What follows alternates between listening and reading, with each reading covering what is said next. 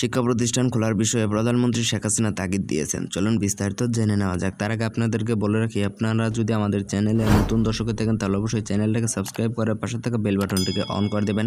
পরবর্তী সকল latest update খবর সবার আগে পেয়ে যাবেন। গত বছরের 8ই মার্চ করোনা সংক্রমণ ধরা পড়ার পর থেকে দেশে সব ধরনের শিক্ষা প্রতিষ্ঠান বন্ধ করে দেয় সরকার।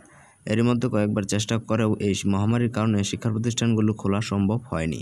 তবে এবার খুব শীঘ্রই শিক্ষা প্রতিষ্ঠান খোলা হচ্ছে, এমনটাই বক্তব্য আসছে সরকারের পক্ষ থেকে।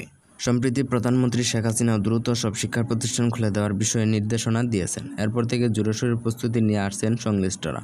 গত 24শে আগস্ট শিক্ষামন্ত্রী ডক্টর দীপুমনি রাজধানীর একটি অনুষ্ঠানে জানিয়েছেন সব প্রস্তুতি সম্পূর্ণ হয়েছে, খুব শীঘ্রই শিক্ষা প্রতিষ্ঠান খুলে দেওয়া হবে।